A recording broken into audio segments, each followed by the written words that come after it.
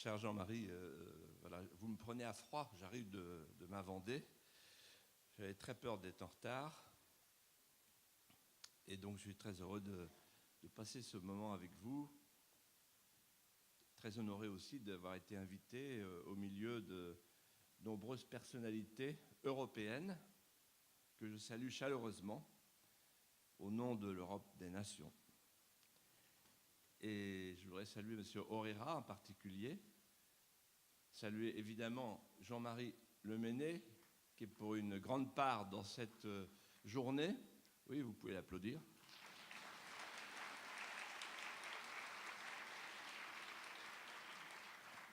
Et saluer évidemment Madame Lejeune, Birthe Lejeune.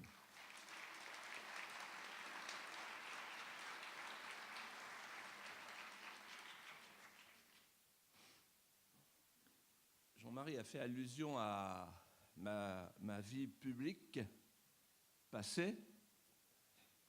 Je voudrais simplement dire, pour introduire mon propos, qui ne sera pas le propos d'un intellectuel, mais d'un témoin, d'un grand témoin, celui qui a vu les choses de l'intérieur, pour les avoir dénoncées souvent. Je voudrais commencer par dire que j'ai vu au fil du temps, pendant 30 ans, ou un peu plus, depuis mai 68, j'ai vu s'organiser la conjonction, la rencontre inouïe de ceux qui, par intérêt, voulaient détruire les frontières, les nations, les souverainetés, pour installer un grand marché planétaire de masse. La rencontre de ces gens-là avec ceux qui, par idéologie, voulaient un homme déraciné, nomade, désaffilié, asexué, apatride, désinstitué. J'ai vu cette conjonction que beaucoup de gens, hélas, ne voient pas encore. Et c'est de cette conjonction que je souhaite vous parler à travers deux rencontres qui m'ont marqué sur la question de la vie, deux rencontres avec deux personnalités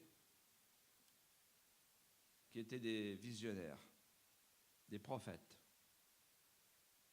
et qui m'ont dit, il y a 20 ans et 30 ans, ce qui est en train de se passer aujourd'hui. Le premier,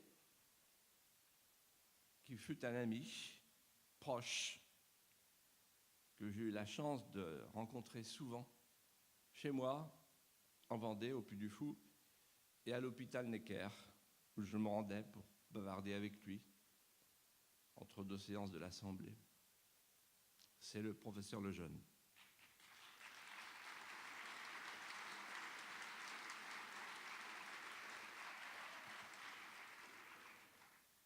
Le professeur Jérôme Lejeune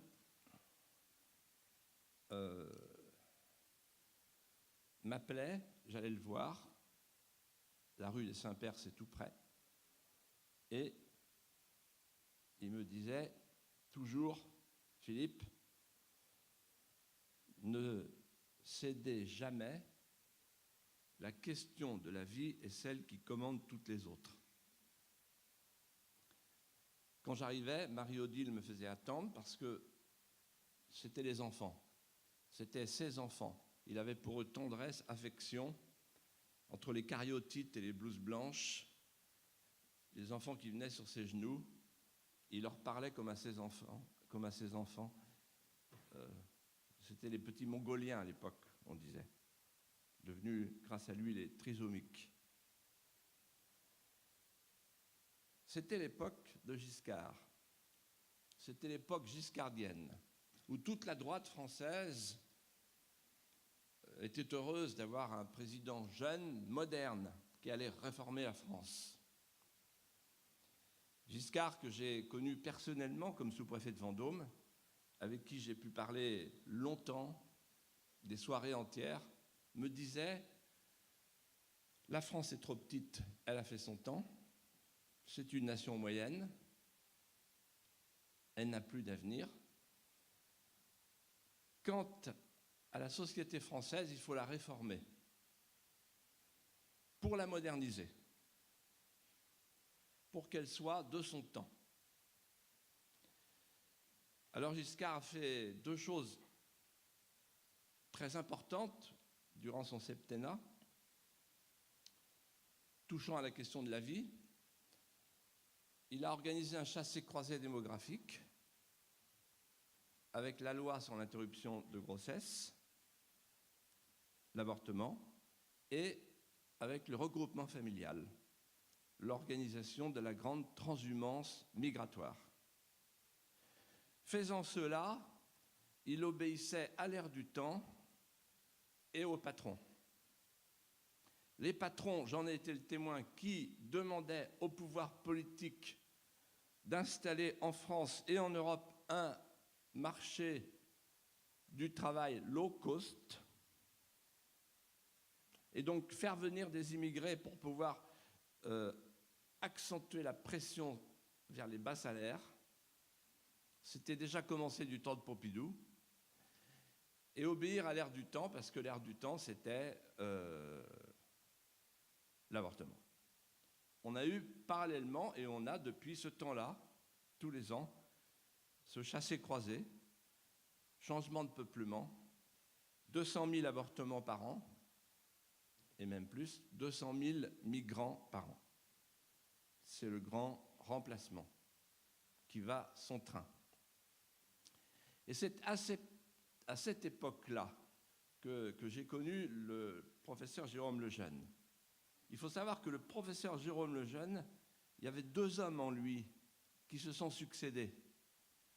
J'ai connu le premier, j'ai connu le second, comme sa famille qui est ici.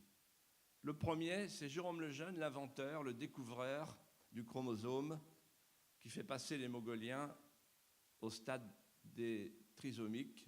Tout le monde le loue, il est nobélisable. Il est reçu comme une star aux États-Unis, dans le monde entier. Il est académicien, c'est un savant reconnu, adulé, célébré. Et tout à coup arrive la question de l'interruption volontaire de grossesse. Cas de conscience pour ce savant adulé. Comme il préfère l'honneur aux honneurs qui ne sont que la fausse monnaie de l'honneur, alors il sait qu'il va devenir un paria. Et en quelques semaines, il devient un paria. Alors même qu'il a dénoncé le racisme chromosomique, on le fait passer pour un monstre, pour le chef des barbares, parce qu'il défend la vie et qu'il ose dire la vérité, qu'un jour, le pays tout entier, notre pays, la France, et qu'un jour toute l'Europe proclamera, quand on sera revenu de toutes ces erreurs, l'avortement est un crime. Alors quand il prononce cette phrase,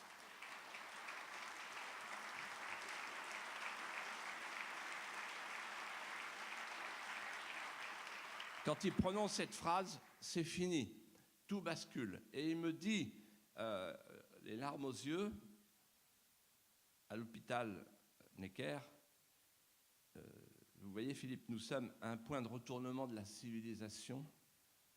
C'est une tragédie. Nous sommes en train de perdre le sens de la vie. Je n'ai pas d'effort à faire pour retrouver son message. La question de la vie commande toutes les autres. Pourquoi ? Parce que, disait-il,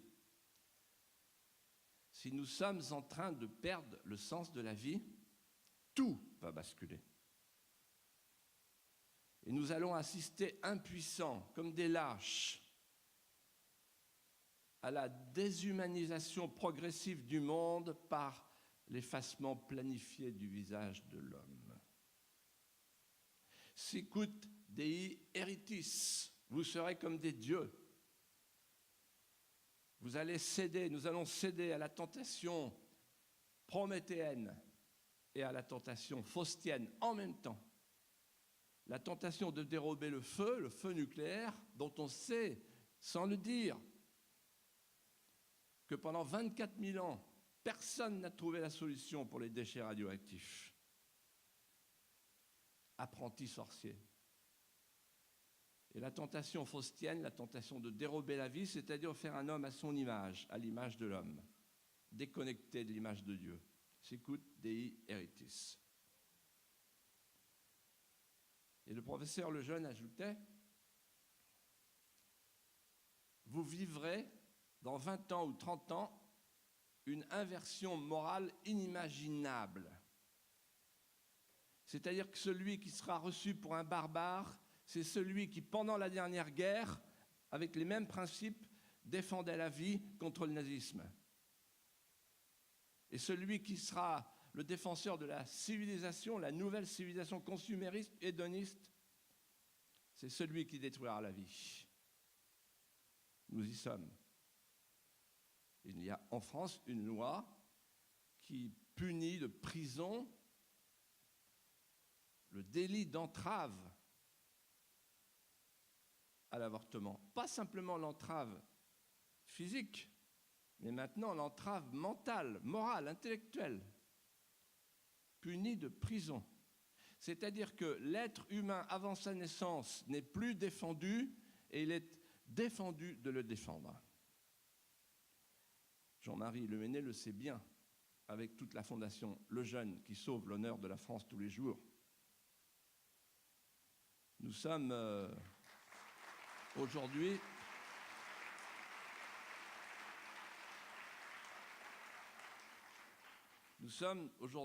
dans une sorte de renversement anthropologique. Les barbares, c'est nous. Les délinquants, c'est nous. Alors, cet après-midi, je suis heureux de vous dire, nous sommes tous des délinquants.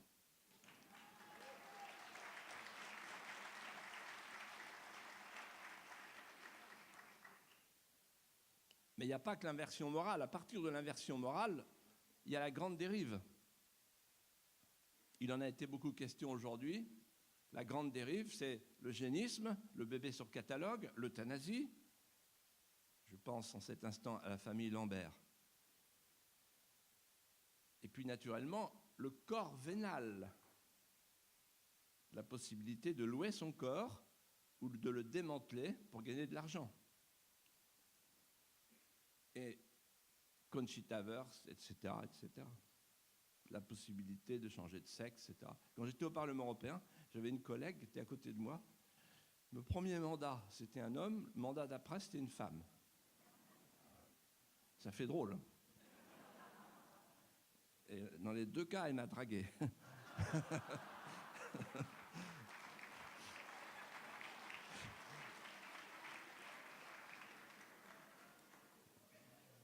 Alors, la grande dérive et aussi le chassé-croisé ontologique. Ça, c'est un sujet auquel je m'intéresse beaucoup en tant que responsable du Puy du Fou. Vous savez pourquoi? Parce qu'on a beaucoup d'animaux au Puy du Fou, qu'on met en scène. Et on voit le moment où il va falloir les remettre en liberté. Pour l'instant, c'est les taureaux avec les corridas, mais ça va venir après. Des gens reçoivent des lettres, vous voyez, sur nos oiseaux, par exemple. Il faut les remettre en liberté. Alors, d'où ça procède, cette histoire? Vous avez un chassé-croisé. D'un côté, l'embryon, la chosification de l'embryon.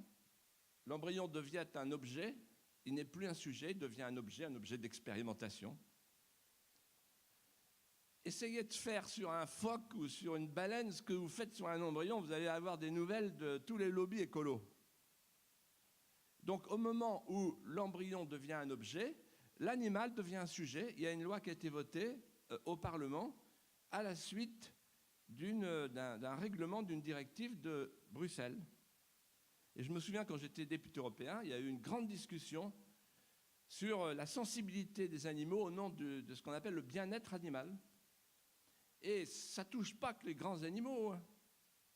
Les fauves ou les phoques. Aujourd'hui, il vaut mieux être un phoque qu'un homme. Et donc, ça touche aussi Je me souviens très bien, Cohn-Bendit se levant, il dit on ne peut pas faire ça au ver de terre. Il dit pourquoi? Qu'est-ce qu'on peut pas? Alors moi je ne comprenais pas ce qu'il disait. C'est les asticots à la pêche. Parce qu'un asticot, quand vous l'enfilez sur l'hameçon, ça ne lui fait pas du bien. Voilà. Et donc il fallait protéger les asticots et interdire la pêche. Donc cette dérive au nom du bien-être animal qui consiste à faire de l'animal de compagnie un sujet de droit, ça y est, on y est. Sujet de droit pendant que l'embryon, le petit homme, lui, est ravalé au rang d'un simple objet d'expérimentation dans les laboratoires. Là aussi, c'est un incroyable renversement qui en prépare beaucoup d'autres. Alors, le professeur Lejeune, pendant toute sa vie, a combattu ces dérives en les voyant venir. Il m'a parlé, je crois en utilisant le mot qu'utilise aujourd'hui le président de la Fondation Lejeune, la marchandisation du monde. Une sorte de néologisme inconnu dans les années 60. La marchandisation du monde. La marchandisation du monde, ça veut dire, la marchandisation du travail. C'est-à-dire que les grandes firmes nationales, qui n'ont plus de racines, exigent de tous les pouvoirs politiques la création d'un marché planétaire de masse pour écouler leurs produits, exigent qu'on puisse aller exploiter ou faire venir chez soi les bras les moins chers.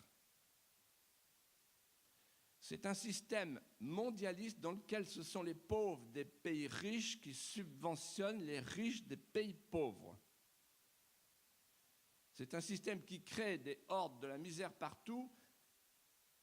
Il y a 1% du monde qui possède 99% de la richesse. Les grandes firmes nationales.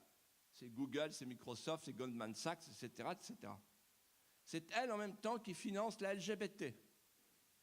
Et la grande manifestation que j'ai vue de mes yeux à Los Angeles tous les ans, la LGBT. À Strasbourg et à Bruxelles, la LGBT est financée par l'Europe et aussi par les grandes entreprises européennes nationales, c'est-à-dire financées par les fonds de pension. Et donc, nous sommes aujourd'hui dans une situation où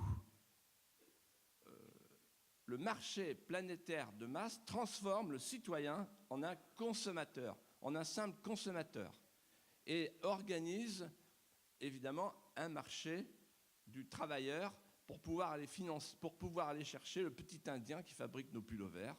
Il y a 120 millions d'enfants dans le monde qui fabriquent ce que nous portons. Et personne ne dit rien. Les grandes consciences morales confondent l'universalisme chrétien avec le mondialisme. C'est une erreur fatale.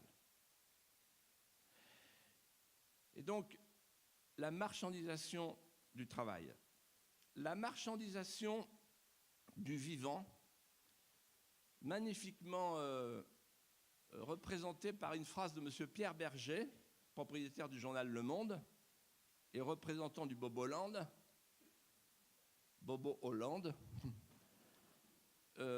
quand il dit « Je ne vois pas de différence entre louer son ventre pour faire des enfants et louer ses bras en usine. Pas de différence. » Qu'est-ce que ça veut dire? Ça veut dire que Google, par exemple, et Apple surtout, dans leurs études de marketing, considèrent le no frontières et le no limit comme une équivalence. No frontières, ça veut dire plus de frontières, un marché planétaire de masse. Je veux voir qu'une tête de consommateur dans le monde entier. Ça, c'est l'idéal. Et no limit, ça veut dire plus de limite à la nature humaine. On fait ce qu'on veut, on fabrique ce qu'on veut. Et pourquoi? Parce qu'ils se sont aperçus, Apple, que les homosexuels consommaient, achetaient 2 fois plus d'ordinateurs que les couples hétérosexuels. Et donc, le danger pour le consumérisme mondialiste, c'est le matriarcat et le patriarcat. Il faut donc faire sauter l'idée même de la famille qui est un écran à la consommation. Et donc, toutes ces grandes entreprises, au nom de leurs études marketing, que je tiens à votre disposition,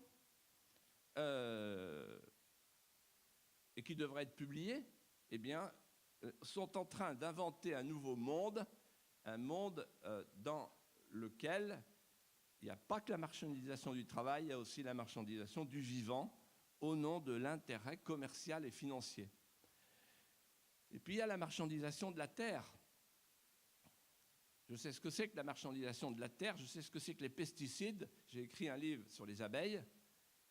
La phrase de Einstein, quand les abeilles meurent, les jours de l'homme sont comptés. Nous y sommes. Les pesticides. Je sais ce que c'est que le cancer des pesticides. J'ai eu un mélanome de la choroïde. À l'Institut Curie, on m'a très bien soigné. J'en suis quasiment débarrassé. Mais j'ai voulu comprendre pourquoi. L'air qu'on respire, l'eau qu'on boit, etc. Les pesticides partout. Nous avons livré la France à l'agrochimie. Nous avons livré l'Europe à l'agrochimie. Et ce sont les lobbies bruxellois, et c'est la Commission de Bruxelles, qui protègent cette économie monstrueuse qui est en train d'empoisonner les hommes, les animaux et les sols. La marchandisation du monde.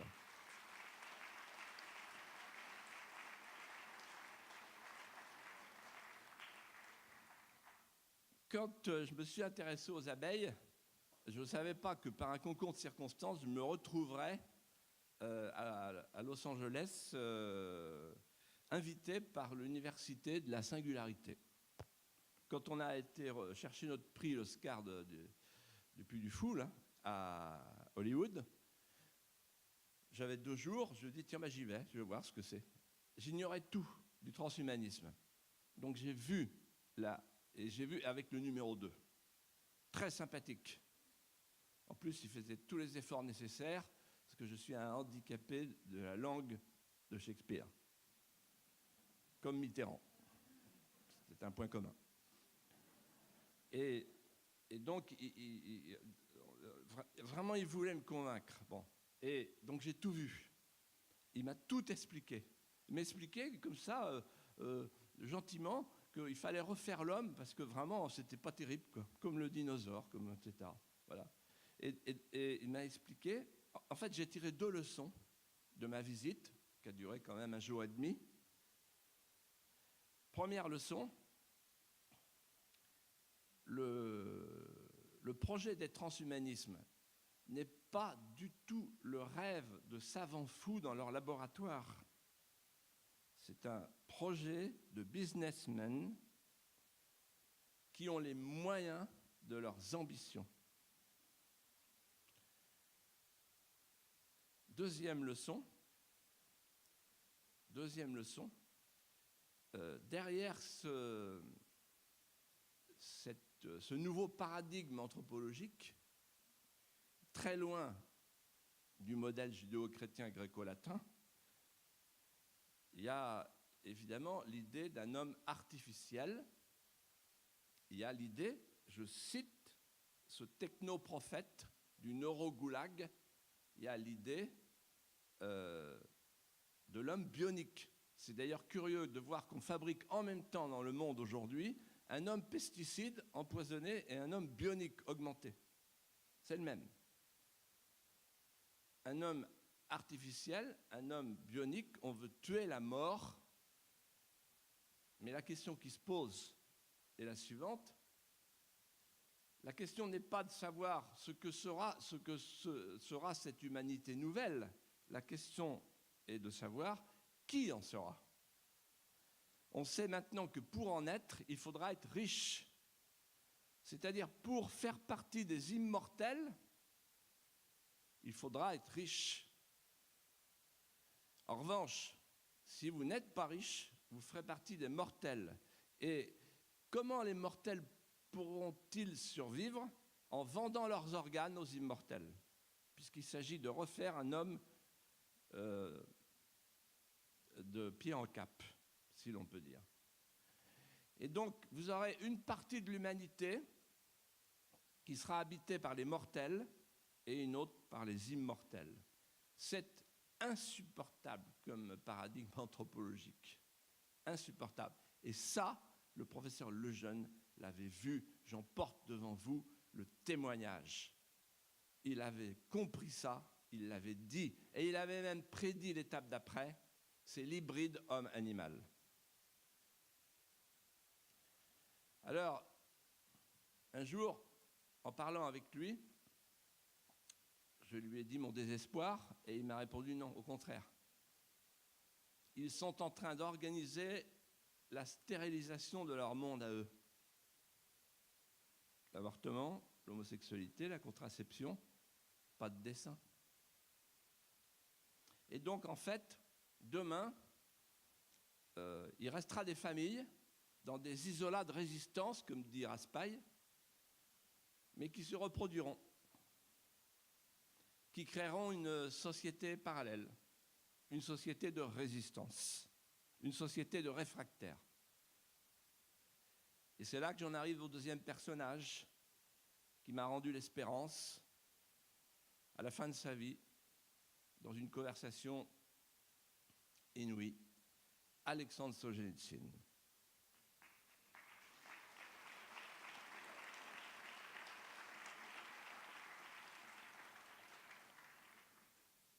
Alexandre Solzhenitsyn est venu en Vendée pour le bicentenaire de la Vendée en 1993. Il est resté longtemps, nous avons beaucoup parlé. Il revenait des États-Unis où il était en exil avant de regagner la Russie. Et je me souviens que lors d'une de nos conversations, on a abordé la question des droits de l'homme. Et je lui ai dit, vous savez, beaucoup de chrétiens occidentaux, peut-être pas vous les orthodoxes, mais nous, on nous a dit, voilà, la déclaration des droits de l'homme, c'est chrétien, tout ça, etc. Il m'a dit, mais vous ne voyez pas à quoi ça va vous mener. Vous êtes d'une candeur coupable. Il s'arrête et puis il me regarde et je me souviens très bien, l'interprète Nikita Struve, qui était notre ami commun, a eu du mal à traduire. Il a retraduit 2 fois parce que je ne comprenais pas ce que Solzhenitsyn voulait dire. Et il me dit, le premier des droits de l'homme, Philippe, c'est de désencombrer son âme des futilités qui y demeurent. Et ça, c'est votre problème. Je dis, de quelle futilité parlez-vous et comment désencombrer son âme? Il me dit, comment désencombrer son âme? Par l'affleurement de l'instinct de vie. Par l'affleurement de l'instinct de vie. Plus tard, à Tambov, quelques mois avant sa mort, nous avons marché sur une plaine immémoriale, couleur noire anthracite, sans contour. C'est là où les Koulaks, en 1921, se sont révoltés contre l'armée rouge. Ils ont péri. C'était des paysans. C'est là que l'ordre a été donné par les commissaires politiques de nettoyer les forêts à l'arme chimique. Sur cette terre qui a vécu le martyre, un peu à la manière de la Vendée avec la Révolution française, la Révolution soviétique étant la grande sœur de la petite sœur, avec la même réussite. Il s'arrête devant une souche bourgeonnante et il me dit, voyez, ça bourgeonne. C'est un peu la Russie. La Russie va renaître. Mais vous allez souffrir. Vous, l'Europe. Vous allez souffrir.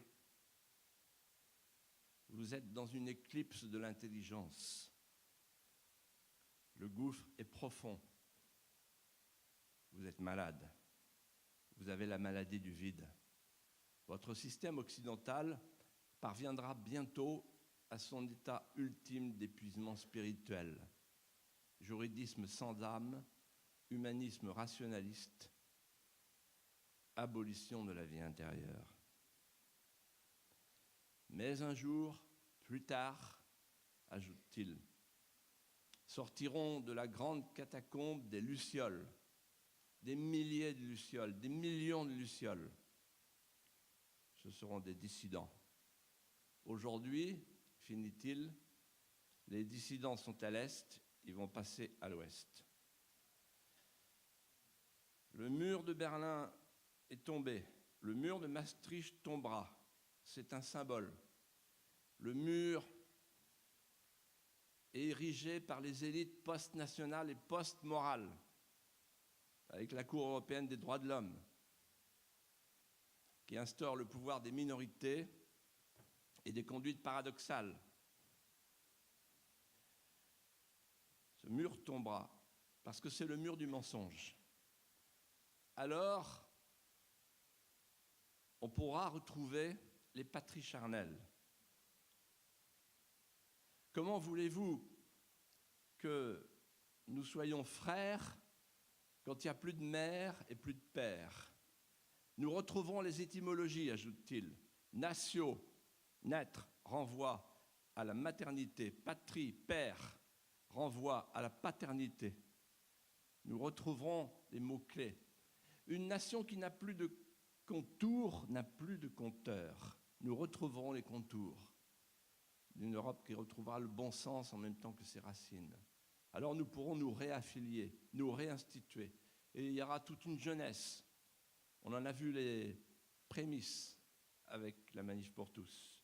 Et il y aura toute une jeunesse qui se lèvera. Une jeunesse qui aura compris et qui aura le courage.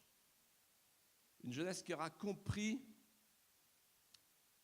que c'est un ensemble, qu'il n'y a pas d'un côté la vie et le reste de la politique, que c'est une conception du monde à laquelle il faut réfléchir ensemble, pour le restaurer, le monde, pour le sauver.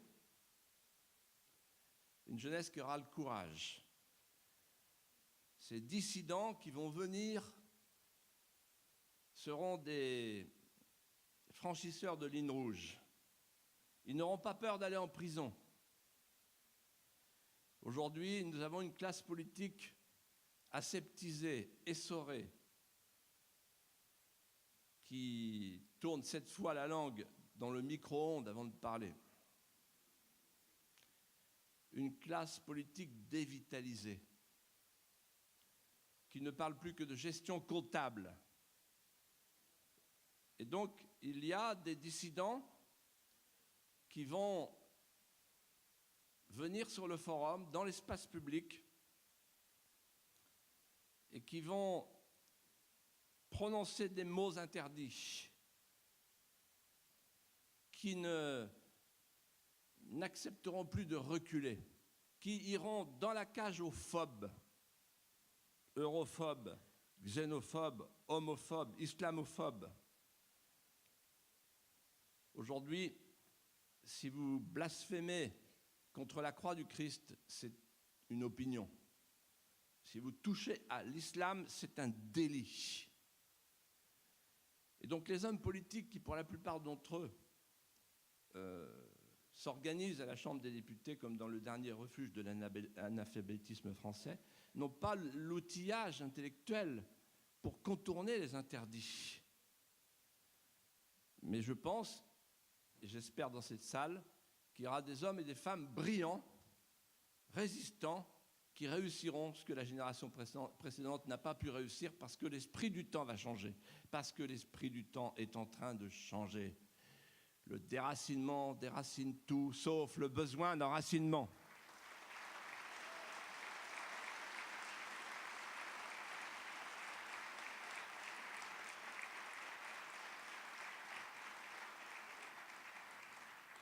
Alors ces dissidents refondront la politique.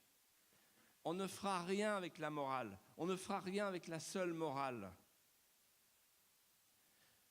Quelle est la différence entre la politique et la morale? C'est Bossuet qui l'a dit. La morale, on agit sur les effets, la politique sur les causes. C'est en ce sens que saint Augustin disait « La politique, c'est la plus haute forme de la charité ». Parce qu'elle agit sur les causes. Aujourd'hui, la politique n'est devenue qu'un protocole compassionnel. On choisit comme président un visiteur de crèche, celui qui pleure le mieux. Et donc, il faut revenir aux causes. Par exemple, pourquoi il y a tant de misère? Pourquoi il y a tant de chômage? Pourquoi? Parce qu'il y a des causes à cela. Donc, il faut chercher les causes. Et donc, les dissidents dont je parle seront des chercheurs de causes. Ils auront cette lucidité dont René Char disait « la blessure la plus proche du soleil ». Analyser les choses, aller au fond des choses. La politique. Il n'y a plus de politique, elle est morte. La politique, c'est quoi? C'est quand un pouvoir légitime s'impose à des pouvoirs de fait que sont à l'extérieur les hégémonies et les empires, à l'intérieur les féodalités. J'ai assisté un jour, le 17 mars 2007, à une réunion qui m'a enseigné, qui m'a édifié, réunion de la trilatérale à Bruxelles.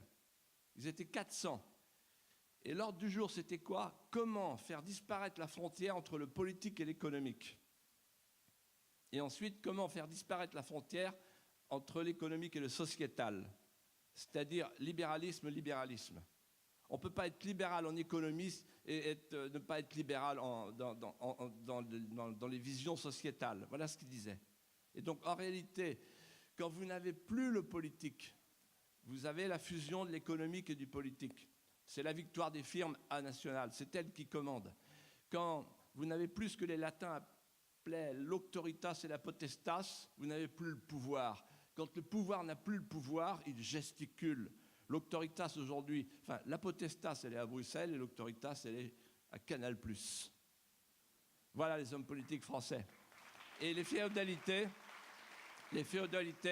ce sont les lobbies. Les féodalités, ce sont les lobbies qui aujourd'hui dominent, financent, commandent notre classe politique qui est très largement corrompue intellectuellement et même financièrement quand il ne s'agit pas de parler du Qatar ou du reste.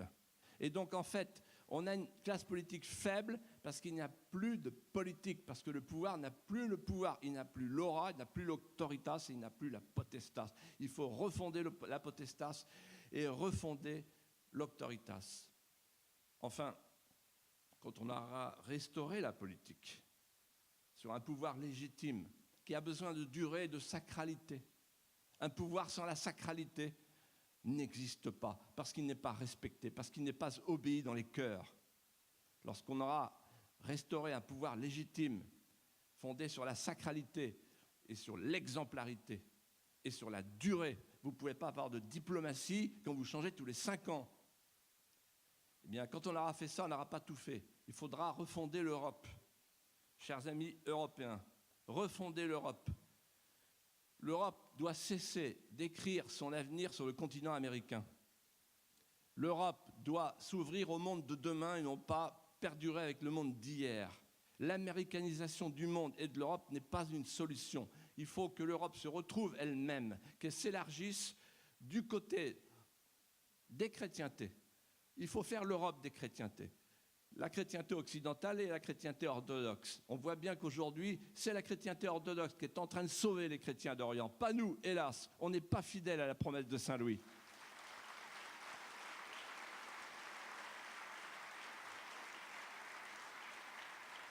Et je terminerai en vous disant ceci, du fond de mon cœur, en tant que créateur du Puy du Fou.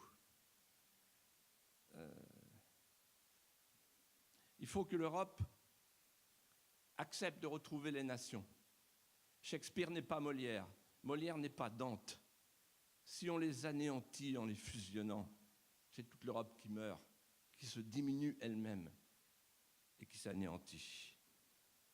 Il faut que les nations vivent, il faut qu'elles survivent, il faut les laisser libres, il faut qu'elles apportent ce qu'elles ont de meilleur pour qu'on puisse profiter du sucre de toutes les expériences. Il faut pratiquer chaque jour la phrase de Paul Valéry. J'appelle Europe toute terre qui a été successivement romanisée, christianisée et soumise aux disciplines des Grecs. En d'autres termes, il faut avoir le courage de dire l'Europe a des racines chrétiennes. L'Europe, c'est une terre de chrétienté. La France n'a pas vocation à devenir la fille aînée de l'islam. Et donc,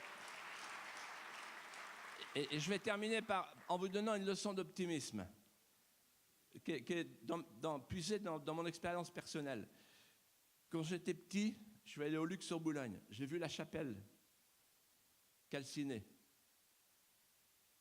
les restes qu'on nous cachait. Et j'ai dit à mon père, moi je veux les venger, moi. Je veux leur faire une sépulture officielle à ces martyrs qui brandissaient dans leurs doigts gourds leur chapelet, leur scapulaire. Il m'a dit, mais tu t'imagines pas ce à quoi tu t'attaques. Ça fait rien. Ils étaient 300 000. Ils sont morts comme des martyrs. je l'ai fait. Solzhenitsyn est venu. On a tout fait basculer. Maintenant, les historiens qui nient le génocide vendéen, ils rasent les murs. En 30 ans. Et la Vendée s'est retrouvée. Ce ne sont pas les infrastructures qui créent les superstructures, contrairement à ce que croit Marx. C'est l'inverse. Rendez à un peuple sa fierté et vous verrez qu'il créera. Et puis un jour, je me suis dit, on va aller plus loin maintenant. On va faire un hymne à la France. C'est le grand parc de l'histoire de France. Tout autour de moi, il y avait des gens, des bonnes âmes qui disaient « mais c'est totalement ringard, l'histoire, tout le monde s'en fout, on ne l'apprend même plus dans les écoles ». Et donc c'était les colibés, c'était les calomnies, c'était la ringardisation tous les soirs au Deschien. Il y avait un Deschien qui disait à un autre Deschien, tiens, le gamin, là, il me fera chier jusqu'au bac, celui-là. Et on va lui dire, si jamais tu continues, hein, mais tu sais ce qui va t'arriver, on va te mettre un sandwich, puis on va te monter dans l'autocar, hein, un sandwich de rillettes, puis tu vas partir, tu sais où tu vas partir? Tu vas partir au Puy du Fou.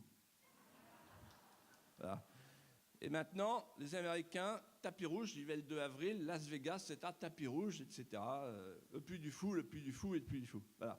Et puis on va accueillir l'anneau de Jeanne d'Arc. Voilà. Donc en fait, l'œuvre du Puy du Fou, 7 ans. Non, attendez. L'œuvre du Puy du Fou, 7 ans. Et qu'est-ce qui se passe et qu'est-ce qu'on voit? Des jeunes, de plus en plus de jeunes qui viennent pour chercher quelque chose, chercher leur histoire, chercher l'histoire de France. Eh bien, moi je vous le dis du fond du cœur, si demain, je ne parle pas pour les autres pays, mais je pense que c'est la même chose pour eux, si demain on veut vraiment sauver notre pays, alors il faut retrouver le roman national, retrouver nos héros, nos saints, nos légendes, le roman national. Un peuple qui perd ses légendes meurt de foi. Mais si on retrouve nos légendes, alors le pays vivra. Et c'est pour ça que je suis heureux de vous dire, dimanche prochain, tout le peuple français est invité au Puy du Fou. Nous allons organiser un grand cortège avec un dais géant. Sous le dais, il y aura l'anneau de Jeanne d'Arc. Cet anneau, elle le portait comme un anneau de dévotion. Elle le regardait avant les batailles. Il a touché Sainte-Catherine lors d'une de ses apparitions. L'évêque Cochon lui a retiré l'anneau, il l'a donné au cardinal de Winchester. L'anneau a traversé la Manche, il est resté pendant 6 siècles en exil. Et voilà qu'il est mis aux enchères. Il est mis aux enchères, comme Jeanne l'a été, entre les Bourguignons et les Anglais. À l'époque, les Français ont tenté de se cotiser. Il suffisait d'avoir 10 000 écus. Ils ne les ont pas trouvés. Et la mise aux enchères de l'anneau a permis une concurrence entre les Japonais, les Chinois, les Américains, les Anglais et le petit Puy du Fou. Et c'est nous qui avons gagné. Voilà. Attendez. Ça veut dire quoi? Ça veut dire que c'est comme le pouvoir égalisateur de l'atome, la volonté, l'audace, l'enthousiasme, la passion, l'amour de la France. Avec cet amour de la France, on a dit, on va reprendre Jeanne d'Arc aux Anglais. On l'a fait. Merci.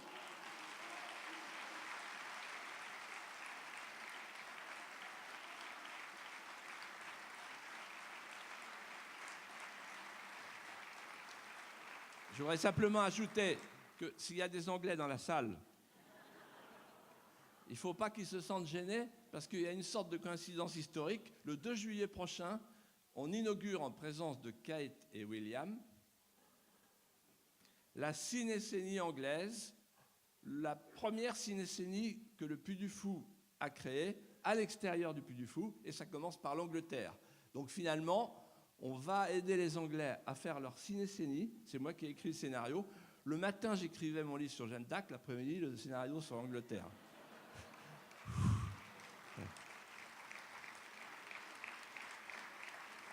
Donc, on aime les Anglais chez eux, on aime tous les Européens. Voilà. Voilà. Merci beaucoup de votre attention sympathique et à bientôt.